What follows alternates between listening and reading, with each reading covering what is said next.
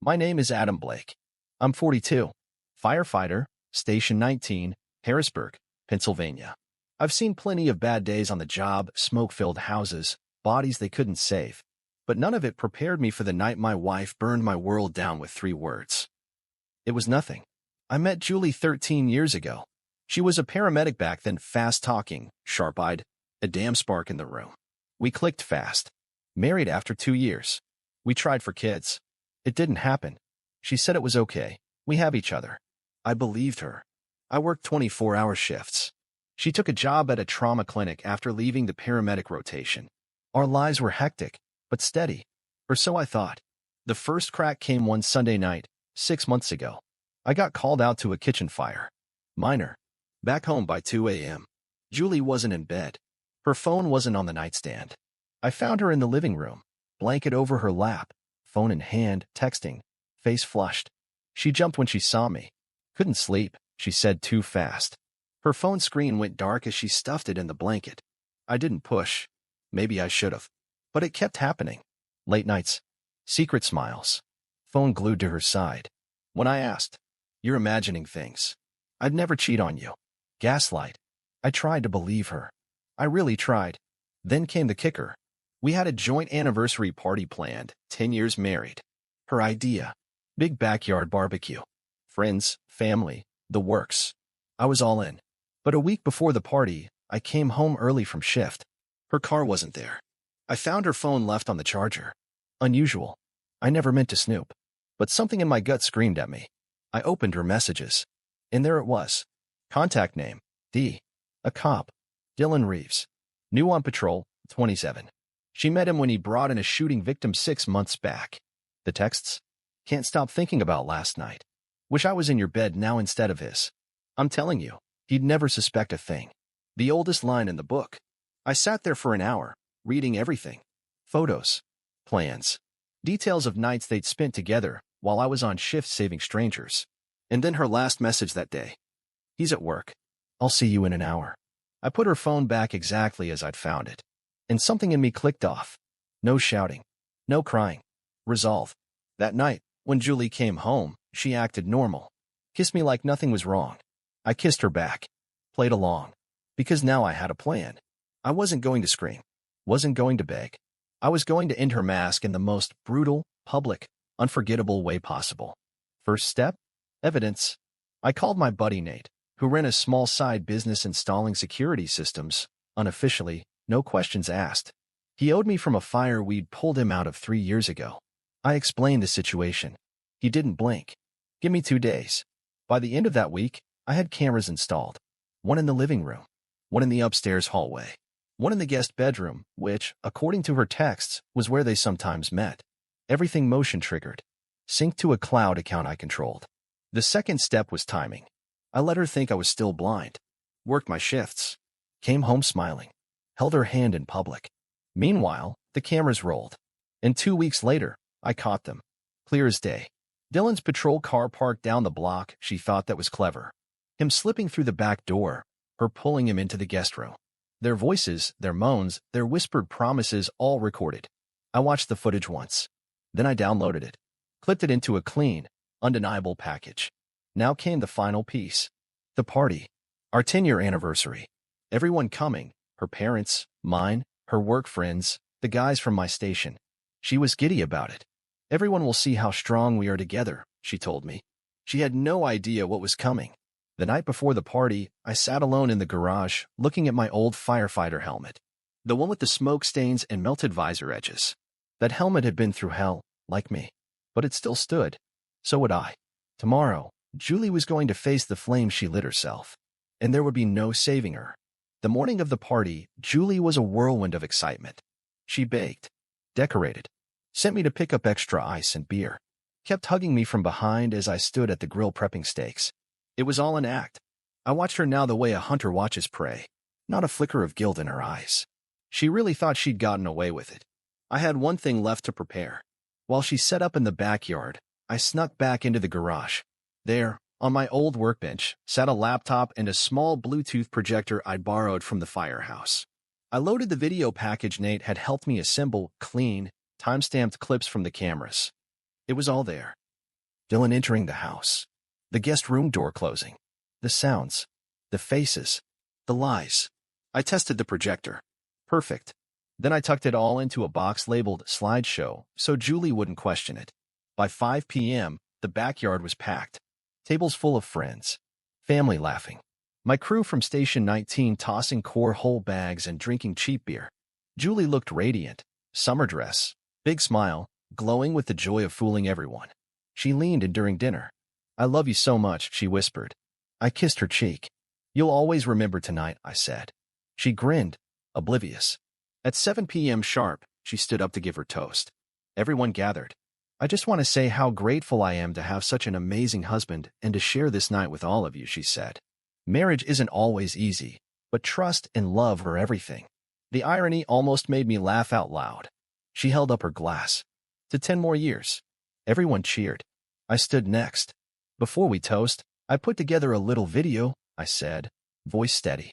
"Some memories from the past year. I hope you all enjoy it." Julie clapped. "Oh, you're so sweet." I connected the projector. Full screen. Loud. Unmissable. The first few clips were innocent, photos of us on hikes, at dinners, smiling. Julie beamed. Then the screen went black. The first security clip loaded. Dylan entering the house. The room fell silent. Julie's smile faltered. Whispers began. "Wait, what is this?" Next clip, them kissing in the hallway. Next, the guest room door shutting. The sounds. Someone gasped. Julie's face drained of color. "Stop it. Adam, stop it right now," she shrieked. I let it run 30 seconds more. Then paused on the freeze frame. Dylan and Julie locked together, time-stamped. I turned to the crowd. "I love this woman. I would have given her anything. But this is what she gave me in return. To those of you who came here thinking we were something we're not, now you know." I looked straight at her. "Julie, this is your truth. You wanted 10 more years? You won't get 10 more minutes with me." And I walked off the deck. Behind me, chaos erupted. Her mother sobbed. Her father shouted. Station 19 guys stared in disbelief. "Julie?" Screaming my name. Chasing after me barefoot through the grass. "Adam, please. We can fix this. Please, please." I stopped at the gate. Turned once. "You lit this fire. You can burn in it." And I left. I didn't go home. I drove straight to Nate's place. He handed me a cold beer. "You okay?" I took a long drink. Better than I've been in months. Later that night, I checked my phone. 30 missed calls. Dozens of texts. All from Julie. "I love you. I'm sorry. It didn't mean anything. Please don't do this." The last one? "Everyone hates me now. I can't show my face. Please, Adam. Please." I deleted them all. By morning, her affair was the only topic in every local first responder chat group. The video? Someone had recorded it on their phone. It was already being passed around. Dylan's captain saw it. He was suspended pending review. Julie's world was in freefall. And me? I'd barely started. Because public shame was step one. Now it was time for step two, taking back everything else. I didn't sleep that night. Didn't need to. Sometimes after a hard call, a fatal fire, a rescue gone bad, your body hums too hard for rest. That's what it felt like. Not rage. Not grief. Control. By dawn, the video was everywhere. Someone from Station 19 had sent it to a cop buddy, and from there, it spread like wildfire through Harrisburg's first responder circles. By noon, it had hit Facebook. Then TikTok. Then a local gossip blog. Firefighter's wife exposed during anniversary party. Classy. I didn't post it. Didn't need to. Truth spreads faster when it's accidental. People trust what they think they weren't supposed to see. Around noon, my lawyer called. "Got the paperwork ready. We can file today." "Do it," I said. "And Adam, we can pursue fault-based divorce with this evidence. You can come out of this very well." I smiled. That's the plan. Meanwhile, Julie was unraveling. More texts. Voicemails. Emails. "I'm losing everything. You've ruined me." I hadn't ruined her. She'd done that all on her own. I just handed her the match. But I wasn't done. There was one more piece I needed to lock in, her image at the clinic. Julie's job wasn't just a paycheck. It was her pride.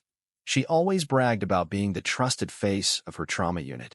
Her Instagram was full of motivational quotes about trust, loyalty, dedication, hypocrisy, and high heels. I forwarded the video with a polite anonymous cover note to her clinic's HR department. Didn't sign my name. Didn't need to. Within 2 days, the hospital suspended her pending internal review. Not fired. Yet. But word spreads fast in medical circles. No one wants a paramedic who can't be trusted with her own vows. Meanwhile, Dylan was already toast. He'd been pulled off patrol. Internal Affairs had opened an inquiry, not just for the affair, but for conduct unbecoming an officer. Turns out, some of the footage showed him in partial uniform. Big no-no. I stayed quiet. Didn't respond to any of Julie's attempts. Didn't post online. Didn't explain myself to anyone who asked. The more you stay silent, the more the story speaks for itself. One night, about a week after the party, there was a knock at my door. I opened it. Julie. No makeup. Hair a mess. Eyes swollen from crying. She looked half the person she pretended to be. Please, Adam. Just talk to me. I didn't invite her in. I've said what needed saying. She stepped forward, voice breaking. I lost my job. Dylan's gone. My parents won't speak to me. You've destroyed my life. I stared at her. No, you destroyed your life. I just made sure everyone saw what you did. She started crying harder. I loved you. I was stupid. Please, can't we fix this somehow? I shook my head. There's no fixing betrayal. Sorry to interrupt your viewing experience, but we really need your support, namely a subscription to the channel, which can make it possible to hire a professional voice actor and make the best content for you. You buried this marriage. I just held up the headstone. Then I closed the door. She stood outside for 5 minutes. I didn't move.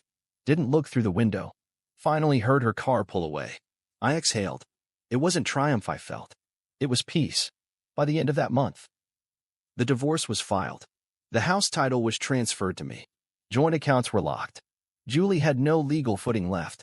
Her clinic contract was terminated by mutual agreement. She was blacklisted from 2 other local hospitals already. Dylan had resigned before he could be formally fired. Both of them were now out socially, professionally, personally. And me? I kept going. Took extra shifts at the station. Helped new recruits with drills. Ran 3 miles a day. Some guys asked why I wasn't more bitter. Because bitterness is a cage, I told them. And I just broke out of one. There was one last message from Julie. A single email. I know you'll never forgive me, but I hope someday you can be happy again. I wish I could undo what I did. I'll never forget the look in your eyes that night. I read it once, then deleted it. Forgiveness? That wasn't the goal. Freedom was. And every day I woke up alone in that house, my house, was another day I knew I'd won. But one final piece of closure still remained. Something I needed to do, not for revenge, but for me. A way to write the last line of this story in my own hand. And that part was coming soon. I was free. Legally, financially, physically, I had reclaimed my life. But part of me still felt the itch of unfinished business. Not with Julie, she'd already watched her world implode. No, the last piece was my own story. For months, I had been the silent party in everyone else's version of events. The guy whose wife cheated. The guy whose marriage blew up on camera. I needed to speak, once. Publicly. Not to wallow. Not to vent. But to close the book. One night after shift, I drove out to a quiet corner of a local trail. Brought my phone, set it on a tripod. And I spoke. 5 minutes. No edits. No theatrics. Just me. I told the truth. About love. About trust. About betrayal that grows like mold in the dark. About choosing dignity when others choose deceit. I ended with this. If someone lies to you, you don't owe them silence. You don't owe them protection. You owe yourself truth and freedom. Speak it. Stand tall. And walk forward. I uploaded it. Private link. Sent only to close friends. Didn't need it to go viral. I just needed it out of my head and into the world. Funny thing? It spread anyway. Friends shared it. Firefighters passed it to other stations. Medics passed it through hospital circles. Within a week, it had 50,000 views. Messages started coming in. Man, I needed to hear this. My ex did the same. I thought I was alone. Thank you for standing up with class. Julie saw it too. How do I know? Because her sister, who had quietly supported me through the divorce, texted. She watched it 4 times. She cried through the whole thing. She said it was worse than the party. That was never my goal. But I won't pretend it didn't feel like justice. Because this wasn't just revenge. It was truth, living and breathing where lies used to hide. Meanwhile, my life kept growing. I moved forward one deliberate choice at a time. New furniture. New habits. New routines.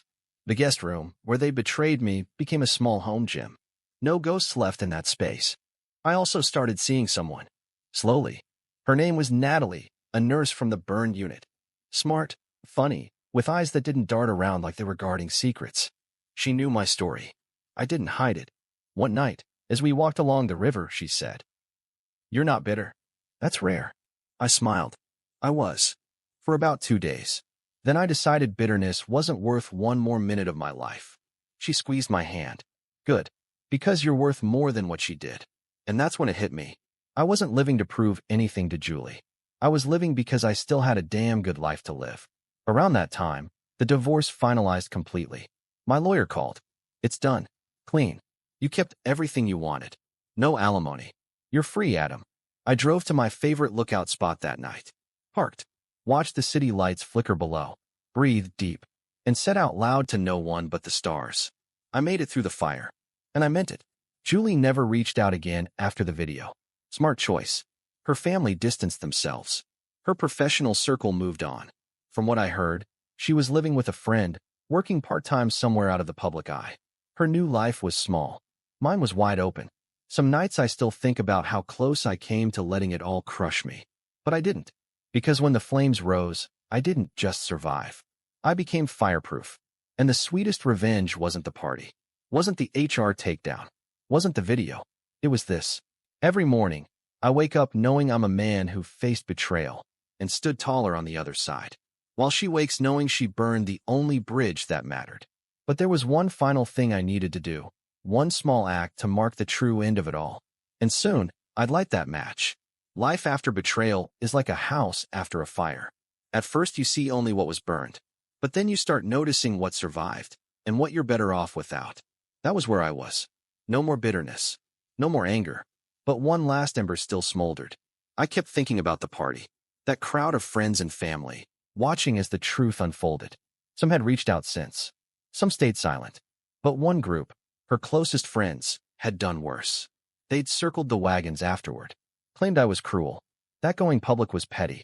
That Julie had been driven to cheat because I worked too much. Victim spin. I ignored it for a while. But part of me couldn't leave the story half told. Because those women were now the ones whispering in news circles, painting Julie as some poor abandoned wife. I didn't want revenge on them. I wanted to erase the lies they were telling. And I knew exactly how. I still had the full footage, more than what I'd shown at the party. Raw audio. Full dates. Context.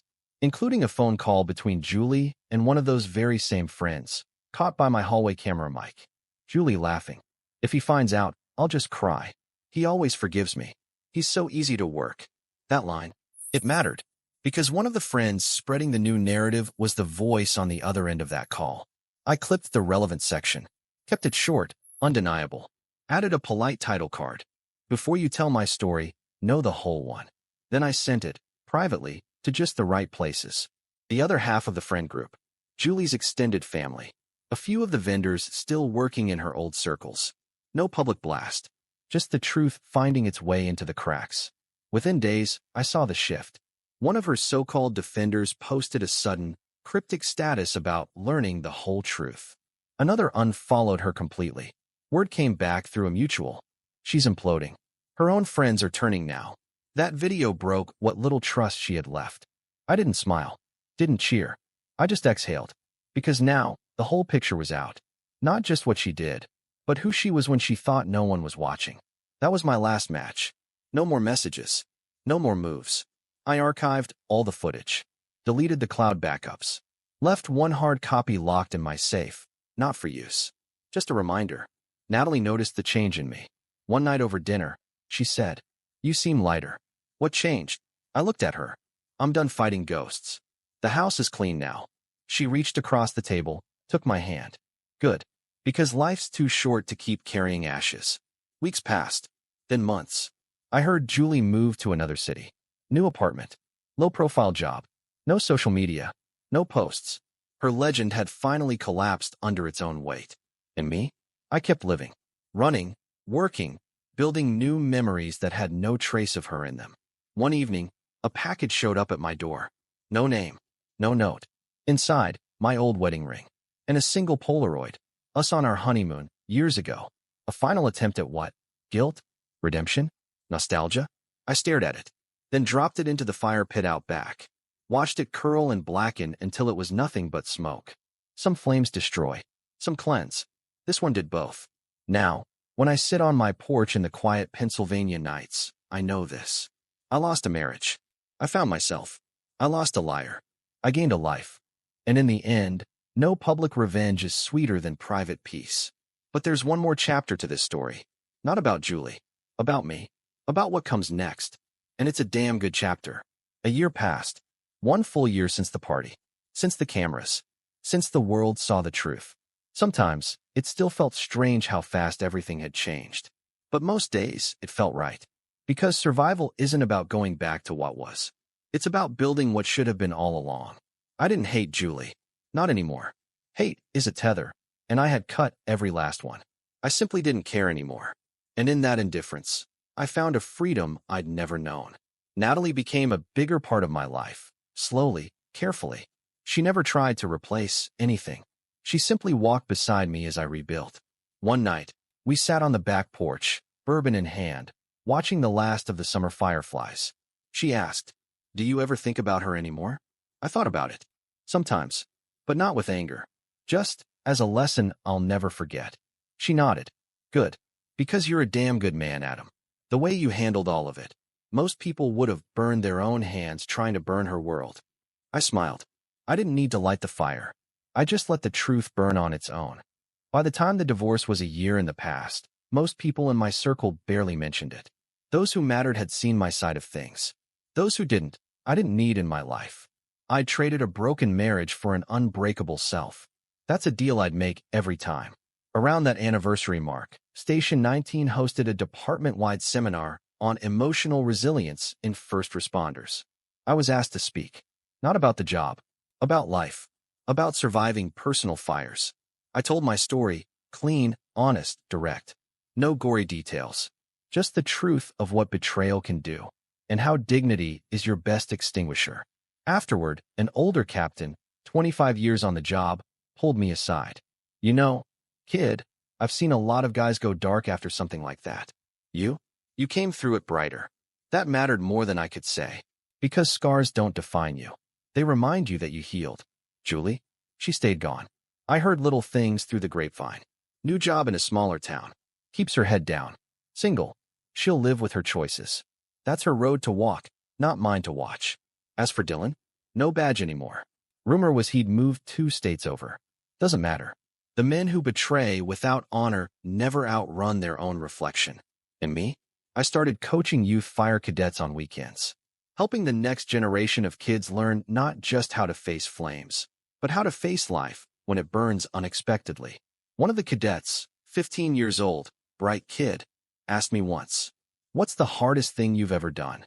I thought about it. Not a rescue. Not a fire. Walking away from someone who no longer respected me, without losing who I was in the process. He nodded. Didn't fully understand yet. But one day he would. Now my house is truly mine. New memories in every room. The guest room gym? I hit it 5 days a week. The porch swing? Natalie and I built it together. Every nail we drove into the frame felt like one more piece of life rebuilt with my own 2 hands. Sometimes, when I watch the sun set behind the Harrisburg skyline, bourbon in hand, I whisper one line to myself. I made it through the fire. Not just made it. I walked out standing. If you take anything from my story, let it be this. When someone betrays you, you'll feel the urge to burn their world down. Don't. Let truth do the work.